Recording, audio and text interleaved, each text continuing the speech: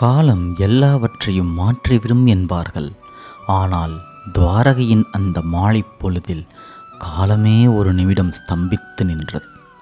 ராதை தனது வாழ்வின் அந்திம காலத்தில் கிருஷ்ணரை தேடி வந்திருந்தார். கிருஷ்ணர் அவளை கண்டதும் ஓடிச் சென்று கைகளை பற்றி கொண்டார். ராதே என்று அவர் அழைத்த அந்த ஒரு சொல்லில் பல்லாண்டு கால பிரிவின் வலி மொத்தமும் அடங்கியிருந்தது. ராதையின் முகத்தில் அந்த பழைய புன்னகை மாறவில்லை. ராதை மெல்லிய குரலில் சொன்னார், கிருஷ்ணா, நீ துவாரகையின் மன்னன், ஜகத்குரு, மகாபாரதத்தை நடத்தியவன். ஆனால் எனக்கு நீ என்றும் அந்த பிருந்தாவனச் சிறுவன்தான்.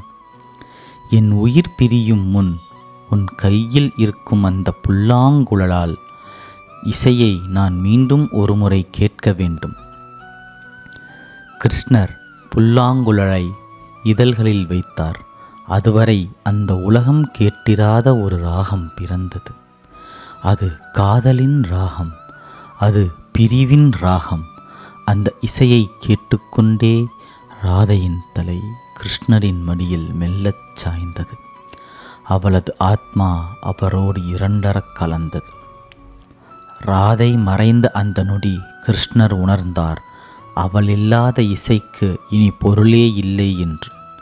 தனது தெய்வீக புல்லாங்குழலை இரண்டாக உடைத்து எறிந்தார். அன்று முதல் கிருஷ்ணர் மீண்டும் புல்லாங்குழலை கையில் எடுக்கவே இல்லை.